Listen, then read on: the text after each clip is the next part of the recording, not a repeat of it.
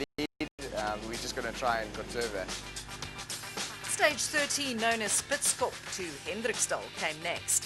At 13.4 kilometres in length, it may not have been the longest stage on this year's rally, but it was certainly one of York Timber's most spectacular plantations.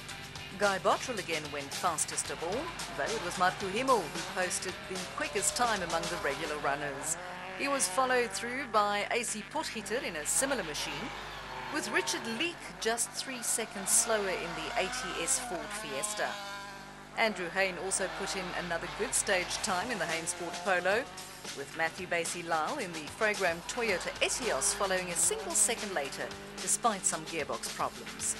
The two leaders, Van Beurden and Franken, both clearly decided to tap off just a bit, as their positions were all but decided anyway. With stage 13 done, the action moved to the second running of Hendriksdal to Magsley.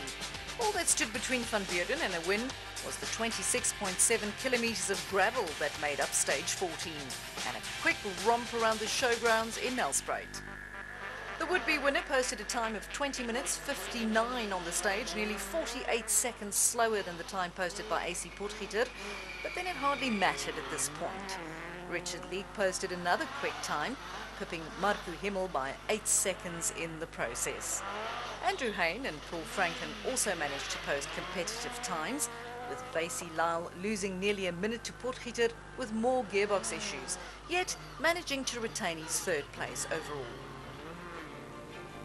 The final stage of the 2015 Sasol Rally was again the short, sharp showground stage in Nelspruit, but at only 600 metres in length, it was a mere formality. And with that formality taken care of, it was Chad van Beurden who took a much-deserved victory. He was followed home by the winner of the previous round, Paul Franken, with Matthew Basie-Lyle, who came second last time out, taking third on the Sasol. AC Potgieter and Richard Leek completed the top 5. But for Chad van Beurden, the champagne must have tasted extra sweet after spraying it from the top step of the podium. Winning the Sasol is never easy. Doing so in conditions as tough as those experienced this year, however, even tougher. We are really happy. Hard event just to finish and to do it on the top of the podium. Yeah, we're very happy. Paul Franken made it 2 podiums from 2 races, though he had to sacrifice the top step this time round. Still, his second place on the Sasol means he retains his lead in the Class S1600 Championship. Sasol Rally was a difficult one. It put a lot of challenges forward, but we managed to stay out of trouble, and very happy with our result second. We're still leading the championship, so just continue getting results like it. For the men and women who compete in this class, the next round of the championship is the Secunda Motor Rally, which takes place on the 15th and 16th of May. But since the Sasol Rally was a round of the FIA's Africa Championship, there was another group of cars in the mix. This meant that fans again entertained by the turbo-popping sounds of a few Subaru Imprezas and Mitsubishi Lancers, cars that we seldom see rallying in South Africa these days. The crews that take part in the Africa Championship, however, aren't used to rallying in conditions like those encountered on this year's Sasol, and as a result, they started with caution. Fastest of these drivers on the opening stage was Jassy Singh in the Dirt Star Racing Team Subaru Impreza, with Jaspri Chatty in the Team Kibos Mitsubishi Evo just 2 seconds behind him. Muna Singh in the second Dirt Star Racing Subaru was nearly 1 minute off the pace at this point. Interestingly, their stage times were on average 30 seconds slower than those posted by our own Class S1600 crews, despite the local lads having only front-wheel drive and significantly less power. On stage 2, it was Chatty who pipped Jassy Singh by the smallest of margins, with Muna Singh losing more time to the 2 front runners. And this was the pattern for most of the event. Chatty going just ever so slightly faster than Jassy Singh, with Muna Singh lagging behind them. The drivers from the Africa Championship clearly relished the tarmac, as all 3 of them posted times similar to our own Class S2000 cars on the Sabi Town stage, as well as in White River.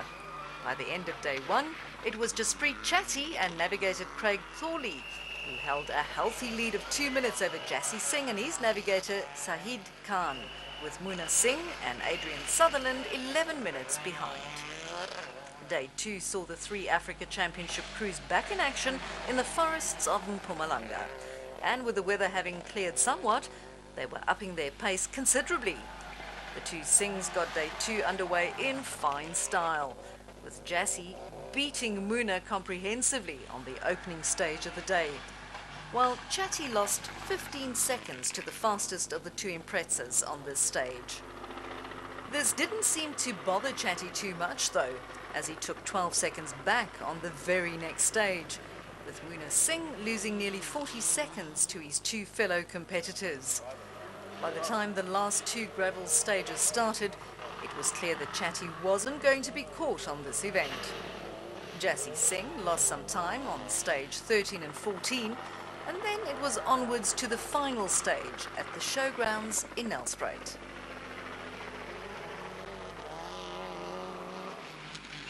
For Jassie Singh, this was the last hurrah, as he won the stage by 0.4 seconds over Chatty, with Muna Singh completing the 0.6 kilometre long stage 2 seconds slower.